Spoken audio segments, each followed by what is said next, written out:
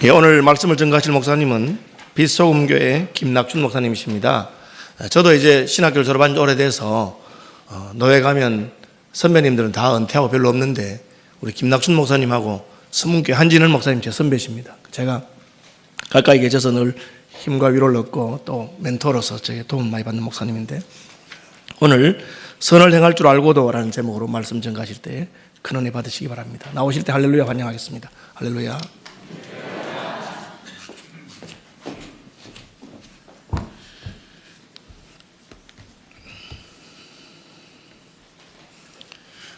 여러분들 기억하실지 모르겠지만 제법 오래전에 제가 여기 한번 설교하러 온 적이 있습니다.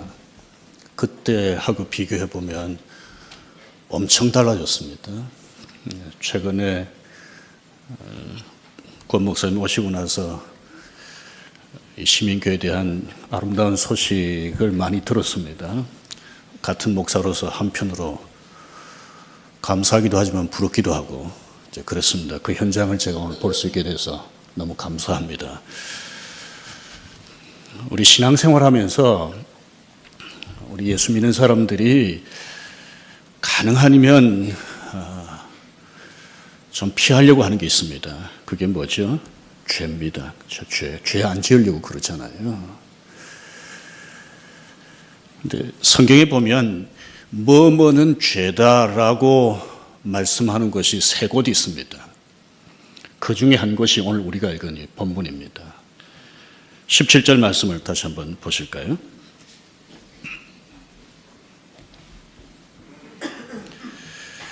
그러므로 사람이 선을 행할 줄 알고도 행하지 아니하면 죄니라.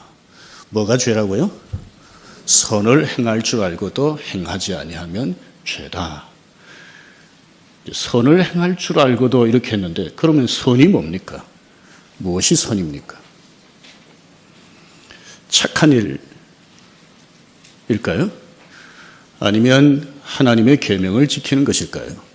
물론 그런 것도 포함이 될 수 있겠죠. 그런데 우리가 성경을 잘 이해하려면 앞뒤 문맥을 살펴보는 게 필요할 때가 많습니다. 오늘 여기서 말하는 선이 무엇인지를 알려면 그 앞부분에 우리가 읽었던 13절부터를 보시면 무엇인지 알 수가 있습니다. 13절부터의 내용은 우리 신앙생활 한 분들이면 어느 정도 잘 이해하고 있는 내용인데, 좀 전에도 우리 읽었지만 이런 내용이잖아요. 어떤 사람이 어느 도시에 가서 1년 동안 내가 장사해가지고 돈을 크게 벌어보겠다, 그렇게 했잖아요. 그런데 여기 뭐라고 그럽니까? 그대로 안 될 수도 있다, 그렇게 말씀을 했습니다. 14절 말씀 한번 보십시오. 1년 동안 사업에서 돈 벌어보겠다고 하는 사람에게 뭐라고 표현하죠? 1년이 아니라 내일 일도 너희가 알지 못한다, 그렇게 말씀했습니다. 여기서 선이라는 것은 뭐냐 하면 미래가 사람의 손에 달려 있지 않다고 하는 것을 아는 것입니다. 미래가 내 손에 달려 있지 않다는 거예요. 내일 일도 우리가 모른다는 말은 내일도 내 손에 달려 있지 않다는 거죠. 제가 30년 이상 테니스를 쳤습니다. 그런데 1년 이상 지금 테니스를 못하고 있습니다. 제가 테니스하는 그 테니스장에 목사들만 한 30여 명 이상 나오는데, 제가 가끔 테니스하고 마치고 와서는 집사람한테 이렇게 얘기를 했습니다. 테니스장에 가면 내가 그래도 제법 잘한다. 그리고 내 또래의 이 목사들보다 내가 또 민첩하고 하여튼 내가 잘한다, 자랑질을 많이 했습니다. 근데 작년 1월 말에 아킬레스건이 파열이 됐습니다. 자, 그렇게 될 줄 몰랐습니다. 저보다 어리버리한 목사들은 괜찮은데, 괜찮다고 생각했던 저는 이렇게 되어버렸습니다. 하루 뒤의 일을 모릅니다.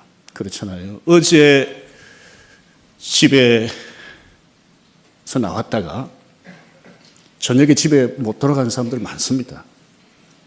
집에 못 가고 병원에 입원해 있거나 영안실에 있는 사람 적지 않습니다. 언젠가 한번 김동호 목사님이 저에게 오셔서 집회를 하는 중에 이런 말씀을 하시더라고요. 그때 서울 영락교회 목회를 하고 있을 텐데 강남에서 새벽 기도를 가기 위해서 이제 차를 타고 교회로 가는데 차길이 이렇게 횡단보도에서 사거리에서 부닥쳤어요. 그래서 차가 완전히 폐차할 정도로 많이 상했습니다. 근데 그때 이렇게 얘기하더라고요. 차가 조금, 이게 김 목사님 차가 조금 빨리 갔으면 운전석 옆에 사모님 타는 자리에 부딪혔을 것이고, 만약에 뭐 일이 어떻게 됐으면 어떻게 됐을 거다, 이제 그러면서, 하는 말이, 이분이 굉장히 효자세요. 어머니를 모시고 사셨는데, 항상 집에서 나갈 때 이렇게 말씀을 했다는 거죠. 어머니, 저 다녀오겠습니다. 인사했는데, 그다음부터는 다녀오겠다는 말은 하지 않고, 어머니, 저 갑니다. 왜냐하면 돌아올 수 있을지 없을지 모르니까. 우리 미래를 모르잖아요. 그렇잖아요.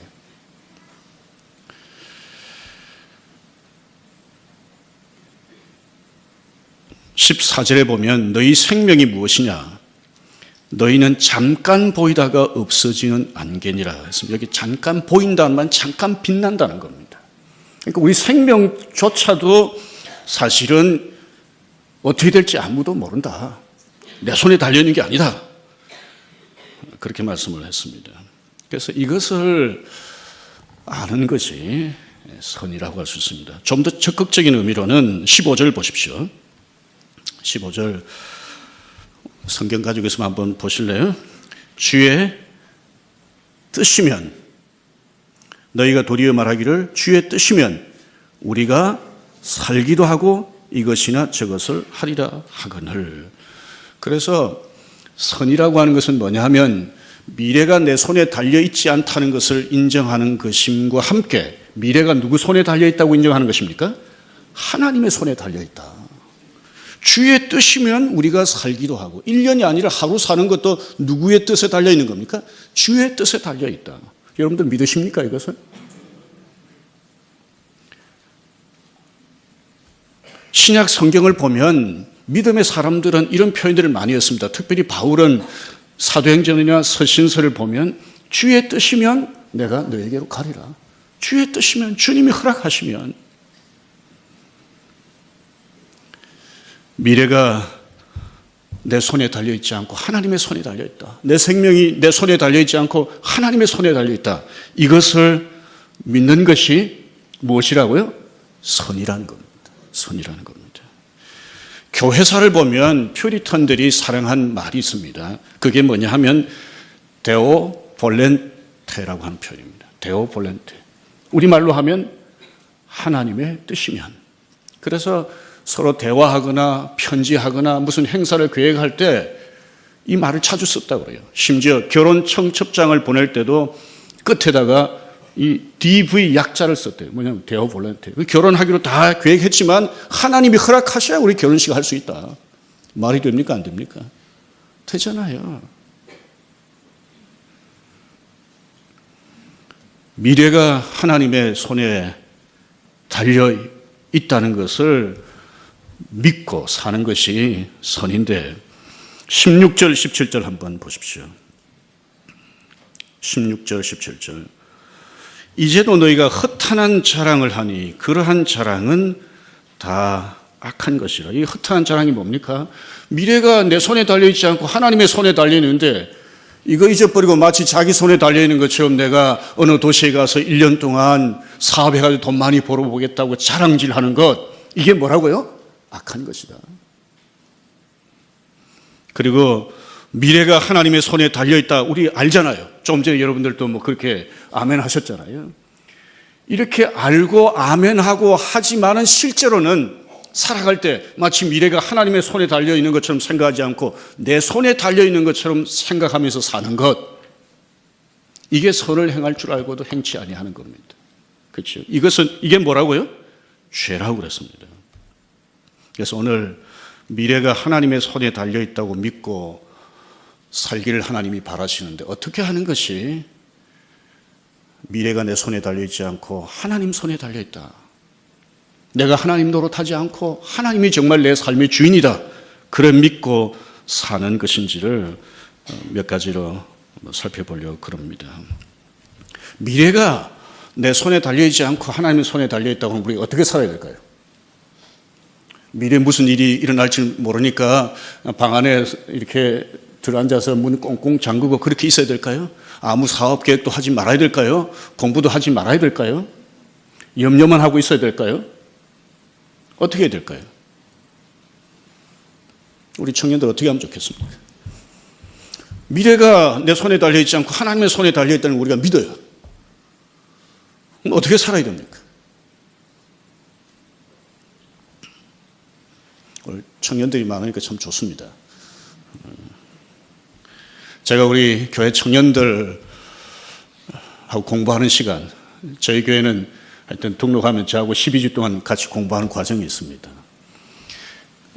그 과정에 청년들이 들어오면 특별히 강조해서 예를 드는 인물이 있습니다. 신순규라고 한 분입니다. 혹시 여러분들 아십니까? 이분은 어릴 때 시력을 잃었습니다. 그래서 어머니가 피아노를 가르쳤어요. 맹학교 다니면서 15살에 맹학교 합창단과 함께 피아노 반주자로 미국 공연하는 데 따라갔어요. 갔다가 거기서 공부하는 게 좋겠다 그렇게 싶어서 또 미국에 후원자가 있어서 15살짜리 신승규가 미국에 갔습니다. 거기 가서 음악 공부를 하려고 했는데 별로 자기로서는 음악 공부보다는 일반 공부를 하는 게 좋겠다 그렇게 생각했어요. 그래서 열심히 공부했습니다. 영어도 잘 모르는 데 가서 영어 배우고 해가지고 공부해서 어느 대학에 갔는지 아십니까? 하버드 대학에 갔습니다. 멀쩡하게 이렇게 활동할 수 있는 젊은이들도 잘 갈 수 없는 학교에 갔어요. 거기 가서 심리학을 공부하고 MIT에서 또 공부를 했어요. 그러면서 자기는 교수가 되고 싶었어요. 그러다가 미국 그 맨하탄에 그 금융가가 있습니다. 거기서 여러분들 가끔 TV 같은 데 보면 화면 여러 개 놓고 막 이렇게 분석하고 하는 사람들 있잖아요. 재무 분석가가 되고 싶었던 거예요. 애널리스트라고 그러는데 이런 일을 하려면 그 스크린을 빨리빨리 보고 빨리빨리 판단을 하고 결정하고 해야 돼요. 근데 맹인이 그걸 하겠다고 나선 거예요. 근데 이분이 그 자격증을 땄을까요? 못 땄을까요? 제가 못 땄으면 얘기를 안 하죠. 이분에 대한 이야기가 오래전 신문에 어떤 일간 신문에 길게 났어요. 이분이 이렇게 얘기를 했어요. 자기가 미국 와서 4시간 이상 자본 적이 별로 없다는 거예요. 그러면서 끝에 여러분 나같이 맹인도 미국 와가지고 이렇게 열심히 해가지고 이런 일을 할 수 있다면 여러분들도 할 수 있습니다. 꿈을 가지세요. 그리고 뭐라고 덧붙였는가 하면 그리고 기도하세요. 여러분 신실한 크리스찬입니다.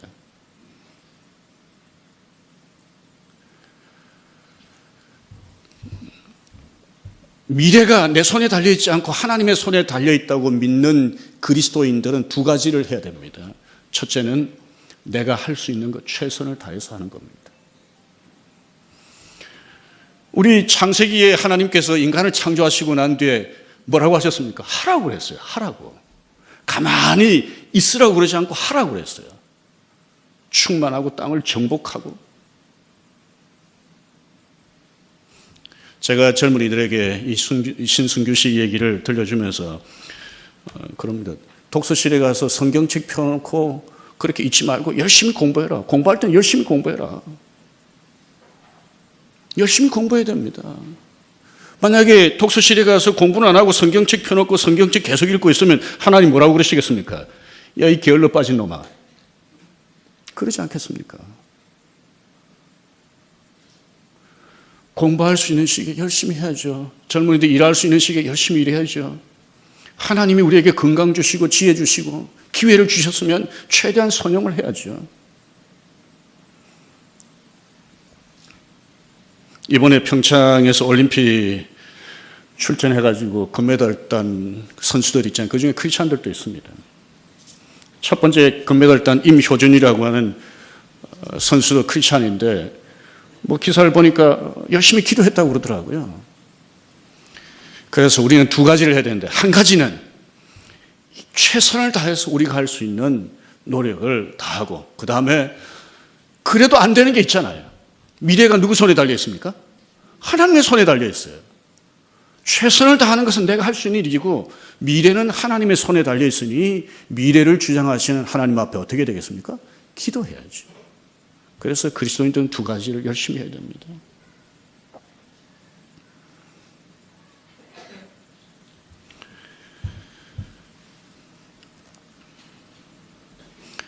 우리 여기 부모님들 많이 계시는데, 저도 자녀를 키우고 있는 입장에서 중요한 기도 제목 중에 하나가 뭡니까? 자녀 아니겠습니까? 우리 젊은 부모님들은 자녀들이 잘 되기를 바라시죠. 자녀가 하나님의 은혜를 누리고 하나님 앞에서 신실한 사람으로 성장하기를 바라시는데 어떻게 하면 될까요? 우리 자녀를 위해서 부모들이 어떻게 하면 될까요? 또 어떻게 해야 될까요? 이것도 두 가지입니다. 첫째, 부모가 할 수 있는 일을 최선을 다해서 한다. 부모가 자녀를 위해서 할 수 있는 일 최선을 다해서 한다.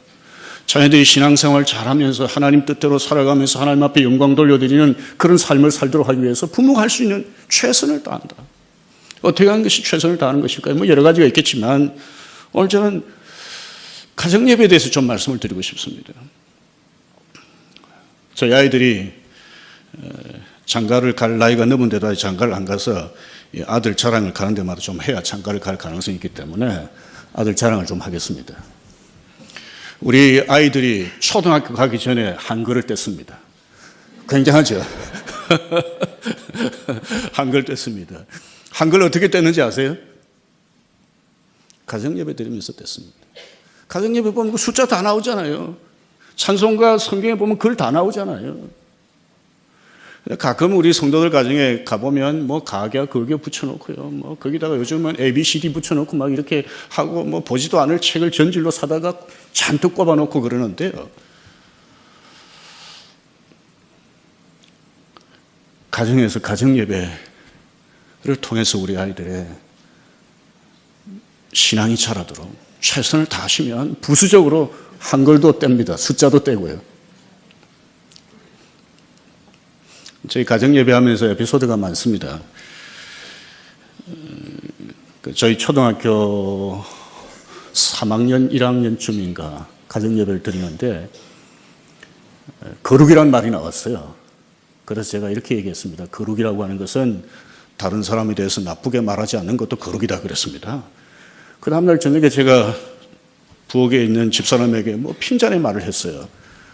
그랬더니 작은 녀석이 저보고 아빠 거룩하세요. 그랬습니다. 큰 녀석은 저보고 하는 말이 아빠는 바리새인 같아요. 그래서 졸지에 제가 바리새인 됐습니다. 근데 제가 이제 이런 과정을 겪으면서 아이들과 함께 기도하고 찬송하고 성경 읽고 이러면서 신앙에 대해서 서로 얘기를 할 수 있게 된 거예요. 그렇잖아요. 제가 중학교 다닐 때, 애들이 중학교 다닐 때인가 한 번은 제가 가정예배 하다 이랬어요. 혹시 아빠가 뭐 잘못한 거 있으면 한번 얘기해라. 그랬더니 큰 녀석이 갑자기 펑펑 우는 거예요. 제가 깜짝 놀랐어요. 왜 우냐? 그랬더니 저희가 이제 빛소음교회를 시작하면서 이쪽으로 이사를 왔어요. 아파트 단지 안에 농구장이 있었는데 그때 걔가 초등학교 1학년이었습니다. 제가 같이 애하고 농구장에 갔다가 보니까 초등학교 1학년짜리가 뭘 하기는 너무 높은 거예요. 그래서 제가 아마 안 된다라고 얘기를 했던 것 같아요. 근데 그게 마음에 계속 있었던 거예요. 그 중학교 가서 그 얘기를 하는 거예요. 중학교 갈 때까지 그걸 가지고 있었던 거예요. 아빠가 안 되라고 말했던 거. 그래서 제가 그때 정말 사과했습니다. 잘못했다고. 이렇게 하면서 저는 이 가족들이 함께 성장해 가는 것이다. 그렇게 봅니다. 얼마 전에 우리 가정 예배를 드리는데 이제 큰 녀석은 지방에 있고 작은 녀석하고 이제 같이 예배를 드리는데 자신의 결혼에 대해서 최근에 청년들 예배에서 들었던 말씀에 대해서 얘기를 하는 거예요. 그래서 제가 우리 성도들 보고도 자녀들하고 대화가 안 돼서 힘든 분들, 특별히 아들들하고 대화가 안 돼서 힘든 분들 가정예배 시작하십시오. 여러 가지 부수적인 유익이 많지만 자녀들하고 대화할 수 있는 아주 중요한 장이 됩니다. 가정예배가. 몇 주 전입니다. 저에게 어떤 집사님 부부를 만났습니다. 이 집사님 부부가 무슨 얘기 끝에 이러더라고요. 목사님, 제가 아이들이 어릴 때 가정예배 못 드린 것이 너무 후회가 됩니다. 저는 신앙생활 하면서 부모가 본을 잘 보이면, 그 부모가 신실한 분들이에요. 부모가 본을 잘 보이면 아이들이 보고 배울 줄 알았다는 거예요. 그런데 보고 배우는 게 한계가 있습니다. 성경에 왜 아이들 양육할 때 이렇게 하라 저렇게 하라고 그러겠습니까? 잘못하면 때리고 그렇게 하라고 그러겠습니까? 저절로 모든 것을 다 보고 배우는 게 아닙니다. 때로는 억지로라도 해야 되는 거죠. 그러면서 목사님, 요즘 우리 가정예배 드립니다. 특별히 제가 신년 저녁에 기도회 하면서 가정예배에 대해서 많이 강조를 했거든요. 그런데 가정예배를 드리는데 이 아이들이 둘 다 대학생인데 좀 사실 신앙생활이 좀 그랬어요. 그런데 요즘은 교회 제 눈에 자주 보이기도 하고 가정예배하면 밤 11시도 모이고 때로는 12시 넘어서 맞춰도 같이 가정예배하고 너무 감사하다는 거예요. 우리가 우리 자녀들을 위해서 할 수 있는 게 그렇게 많지 않아요. 그런데 우리가 할 수 있는 것, 여러 가지 또 있을 수 있겠지만 가정예배 하는 거 여러분들 결심하시고 하셨으면 좋겠습니다. 근데 만약에 우리 자녀들이 가정예배만 하면 다 잘 될까? 아니죠. 자녀들을 위해서 또 할 수 없는 게 있잖아요. 그래서 우리 자녀들을 위해서 어떻게 되겠습니까? 자녀들의 미래가 누구 손에 달려 있다고요? 하나님의 손에 달려 있으니 우리가 어떻게 됩니까? 하나님 앞에 우리 자녀들을 맡기고 기도해야 되지 않겠습니까? 그 다음에 또 하나는 교회 봉사도 그렇습니다. 사실 우리 교회 봉사하시는 분들 이 자리에 많이 계실 텐데요. 봉사하시는 분들에게 요구되는 게 여러 가지가 있겠지만 그 중에 하나가 성실하게 최선을 다하는 것 아니겠습니까? 그런데 성실하게 최선을 다해가지고 또 안 되는 게 있잖아요. 하나님의 은혜가 필요하잖아요.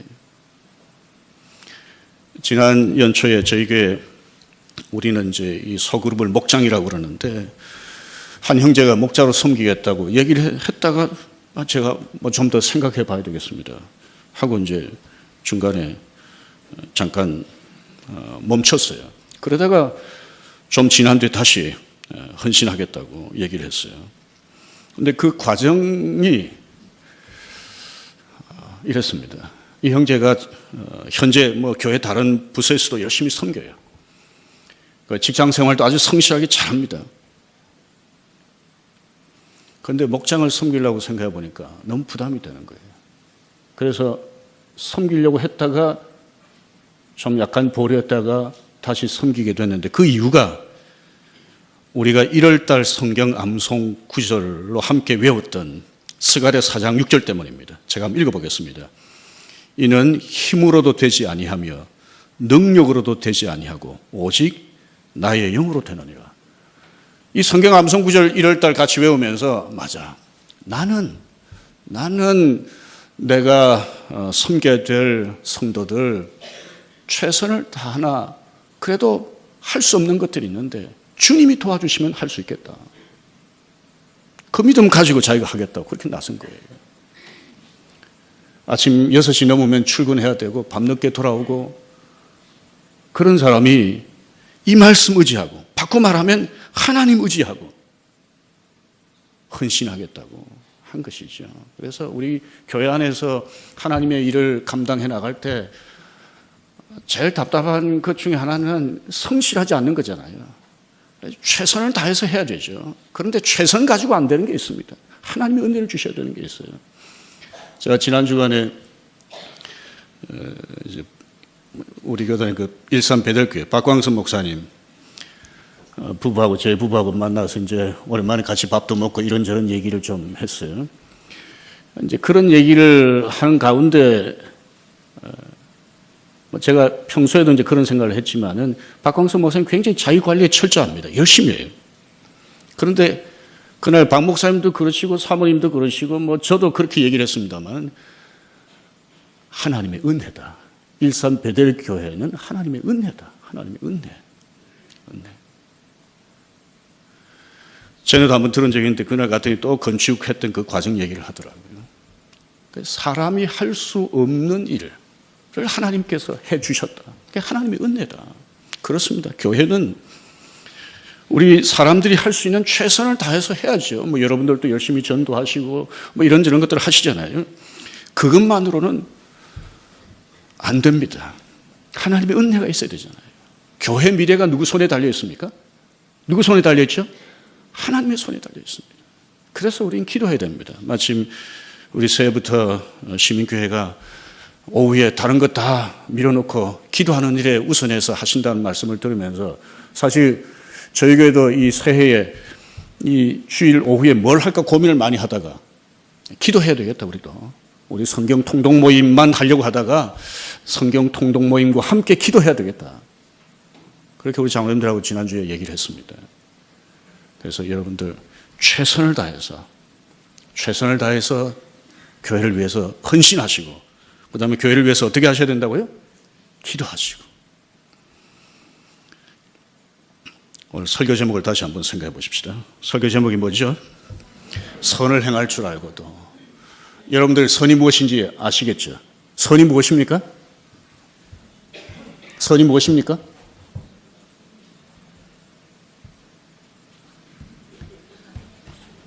선이 무엇입니까? 제가 설교를 잘못했나 이게. 선이 무엇이죠? 미래가 내 손에 달려있지 않고 사람 손에 달려있지 않고 하나님의 손에 달려있다. 이게 이렇게 우리가 믿으면 어떻게 된다고요? 내가 할 수 있는 것 최선을 다해서 하고 또 다른 한편으로는 열심히 기도하고. 야고보서를 보통 행위를 많이 강조한 것이라고 얘기를 하죠. 그런데 여러분 야고보서를 보시면요 어느 서신서 못지않게 기도를 많이 강조합니다. 우리의 최선을 다하는 것과 열심히 기도하는 것 술의 두 바퀴하고 비슷하다고도 말할 수 있습니다. 어떤 사람은 기도는 열심히 하는데 최선을 다하지 않고 어떤 사람은 최선은 다하는데 기도는 하지 않고 이건 하나님이 기뻐하시는 신앙생활 아닙니다. 하나님 기뻐하시는 신앙생활은 하나님이 우리에게 주신 여러 자원을 최대한 활용해서 최선을 다하고 그리고 내가 최선을 다하나 내 손에 달려있는 것이 아니라 하나님의 손에 달려있다. 미래가 하나님의 손에 달려있다. 그래서 자만하지 않고 겸손하게 하나님 앞에 엎드려서 하나님의 은혜를 구하고 하나님의 인도를 구하는 것 이것이 선을 행하는 것이다 라고 할 수 있습니다. 우리 서울시민교회 성도 여러분들께서 지금까지도 그렇게 해 오시려고 애를 쓰셨겠지만 앞으로도 계속해서 선을 행할 줄 알기만 하는 분들이 아니라 선을 행하시는 그런 신실한 하나님의 사람들이 되기를 주의 이름으로 축원합니다. 그래서 주님께서 주시는 은혜를 풍성히 누리게 되기를 주의 이름으로